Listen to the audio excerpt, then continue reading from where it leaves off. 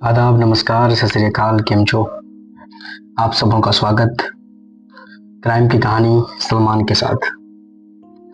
आशा करता हूं कि आप और आपके फैमिली वाले बहुत ही अच्छे होंगे और मेरी दुआएं भी रहती है, क्योंकि आप जितने भी मेरे सब्सक्राइबर हैं यूट्यूब के, सब मेरे फैमिली के मेंबर की तरह हैं। कहानी है, मतलब एक ऐसी कहानी है कि आप सुनेंगे तो आप आश्चर्यचकित हो जाएंगे, क्योंकि जिस देश में सीता जैसी भाभी, लक्ष्मण जैसा देवर, राम जैसा भाई, भरत जैसा भाई, शत्रुघ्न जैसा भाई, जिसका मिसाल दिया जाता है, राम भगवान थे और उनके भाई लक्ष्मण अपनी भाभी को मां की तरह मानते थे, उसी देश में आजकल ऐसी ऐसी कहानियां सामने आ रही है कि आप और हम सुनते हैं तो दांतों तले उंगली दबाते हैं कि ये कैसे हो सकता है। इसी तरीके से एक कहानी मेरे आंखों के सामने से गुजर रही थी, सोचा कि सुना दूं। नैना एक घरेलू औरत होती है, 28 वर्ष की, बहुत ही सुंदर, बहुत ही खूबसूरत, मतलब जिसके बारे में एक इंसान कल्पना कर सकता है, उतनी खूबसूरत, तेज तर्रार, मतलब ऐसा नहीं कि बस भोंदू टाइप का नहीं होती है, वैसी नहीं। लेकिन होता है कुछ लोगों के दिमाग में बहुत सारी चीजें चलती रहती है कि मेरे साथ ऐसा नहीं हुआ, वैसा नहीं हुआ, ऐसा होना चाहिए था, वैसा होना चाहिए था। उसी तरीके से नैना का पति रवि, 35 वर्ष का, बैंक का क्लर्क, सीधा साधा, अपने परिवार से बेहद प्यार करता था। और तीसरा नाम है अभय। अभय रवि का भाई और इसकी भी उम्र 25 वर्ष, और ये पढ़ा लिखा मतलब बेरोजगार था। तेज तो था लेकिन भावनाओं में बह जाने वाला। गौरतलब है कि 25 वर्ष की आयु तक लोग मैच्योर हो जाते हैं, लेकिन पता नहीं इनके साथ क्या था, क्या मसला था, समझ में नहीं आ रहा है। सब कुछ सही चला 5 साल तक। 5 साल के बाद अभय जो है वो अपने पढ़ाई को छोड़कर घर लौट आता है। इस बीच नैना और अभय की बात बहुत नहीं होती है, क्योंकि वो बाहर रहता है। लेकिन जब वो घर आ जाता है तो नैना की अभय के साथ दूरियां कम होती चली जाती है और फिर बात बढ़ने लगती है। इसी तरह एक दिन नैना अपने किचन में खाना बना रही थी। अभय वहां गया कहने के लिए कि मुझे चाय चाहिए, और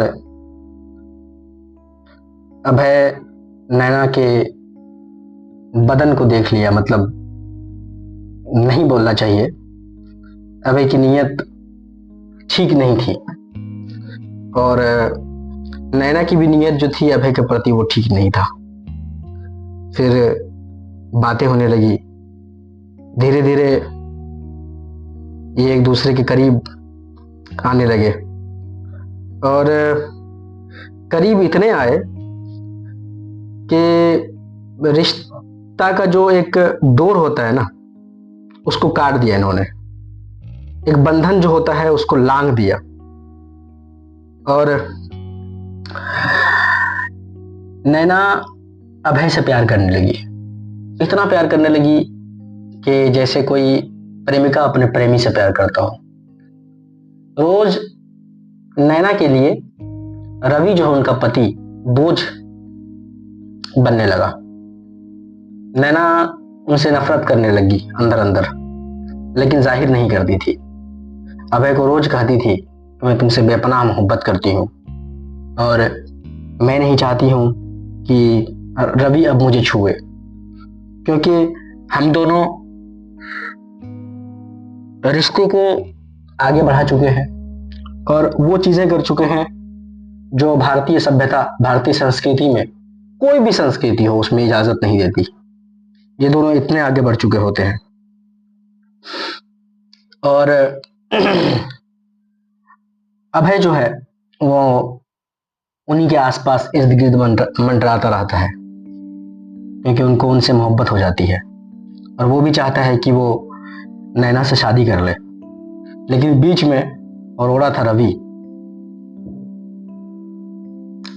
नैना और अभय ये दोनों मिलकर प्लान बनाते हैं कि अब तो हम दोनों एक हो चुके हैं और हम चाहते हैं कि हम एक ही रहें और हम तुमसे शादी करें, इसलिए रवि को रास्ते से हटाना पड़ेगा। तो ये दोनों ये सोचने लगे, प्लान बनाने लगे कि कैसे रवि को रास्ते से हटाया जा सकता है। तो फिर उनको एक बात सुझाई दी। रवि के पेट में अक्सर दर्द रहा करता था, उसके दोनों किडनी में पत्थर था, तो दवाइयां चलती थी और नैना को ये बात पता था, क्योंकि नैना ही दवाई खिलाती थी। लेकिन इन लोगों ने नेट से सर्च किया कि कौन ऐसा दवाई, कौन ऐसा जहर है जो धीरे धीरे देने के बाद जो है कुछ दिनों के बाद इंसान की मृत्यु हो जाती है। फिर इन्होंने एक ऐसा जहर सर्च किया, मैं नाम नहीं बताऊंगा। फिर वो उसको खरीदने के बाद नैना रोज उनको रात में थोड़े थोड़े मात्रा में वो जहर दे दिया करती थी। यह सिलसिला कम से कम 3 से 4 महीना चला। 4 महीने के बाद एक दिन रवि की अचानक बहुत तबीयत खराब हो जाती है और उनकी मौत हो जाती है। रवि की मौत के बाद रवि की जो मां है उनको शक हो जाता है, क्योंकि उनको मतलब ये था कि मेरे बेटे की मृत्यु जो है वो अचानक नहीं हो सकती, हार्ट अटैक से नहीं हो सकती, क्योंकि इन लोगों ने बोला कि हार्ट अटैक आया है। क्योंकि अब किडनी का दवाई चलेगा तो किडनी की दवाई से किसी की मृत्यु तो नहीं हो सकती है ना, और हार्ट अटैक क्यों होगा उनको, वो ये बात सोची। फिर उन्होंने कुछ लोगों से मशवरा किया, मतलब वार्तालाप किया, और फिर पुलिस में इन्होंने कंप्लेन किया। कंप्लेन करने के बाद पुलिस आई, पुलिस लाश को पोस्टमार्टम के लिए भेजी और कुछ ही देर के बाद सारा भंडाफोड़ हो गया, क्योंकि पता चला कि ये जो रवि की जो मृत्यु हुई है ये अचानक मौत नहीं हुई है, इनकी हार्ट अटैक से मौत नहीं हुई। इनके अंदर जो है धीरे धीरे मतलब कम मात्रा में जहर दिया जा रहा था और इसकी मौत जहर से हुई है। फिर उसके बाद पुलिस आती है, नैना और अभय को हिरासत में लेती है, फिर दोनों से अलग अलग पूछताछ करती है पुलिसिया अंदाज में। पुलिस तो किसी से भी कुछ भी बात उगलवा ले। नैना टूट जाती है।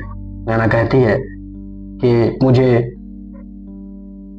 अभय से प्यार हो गया था, अपने देवर से, और मैं नहीं चाहती थी कि रवि मेरे साथ रहे, मैं अभय के साथ रहना चाहती थी। मुझे नहीं पता था कि मैं इस प्यार के बाद मैं जेल में आ जाऊंगी और मुझे जेल हो जाएगा। फिर उन्होंने सारी कहानी बताई कि मैं इंटरनेट से सर्च की कि एक ऐसा जहर जो मतलब अचानक नहीं धीरे धीरे इंसान को मारे। फिर वो मुझे वो जहर मिला, फिर मैं उनको धीरे धीरे खिलाने लगी रात में, और वो दवाई खा करके सो जाते थे। फिर दोनों को कोर्ट जो है, नैना को आजीवन कारावास, अभय को 20 साल की सजा। लेकिन इन तीनों के बीच में अनाथ हो गया उनका बेटा रवि का, नैना का,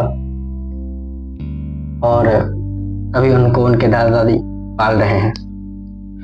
तो कहने की बात यह है कि लोग रिश्ता बनाने से पहले सोचते नहीं हैं कि मैं जो रिश्ता बना रहा हूं या बना रही हूं क्या ये दायरे में है कि नहीं है। अगर लोग सोचने लगे रिश्ता बनाने से पहले कि नहीं, ये रिश्ता सही नहीं है, अगर सोच ले, फिर उनको अपने बारे में ख्याल आ जाए, तो बात बैठ के भी सुलझाया जा सकता है।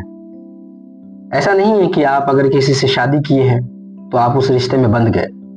आप अगर चाहें तो उनसे तलाक भी ले सकते हैं। किसी को मारना क्यों? मारने से बेहतर है तलाक ले लेना, एक दूसरे से अलग हो जाना।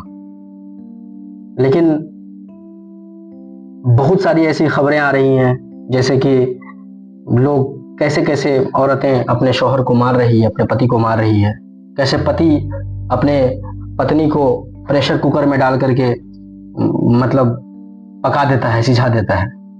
ऐसा नहीं होना चाहिए। फिर मिलते हैं अगले एपिसोड में। तब तक अपना ध्यान रखिए, बहुत ख्याल रखिए अपना। आदाब, नमस्कार, धन्यवाद।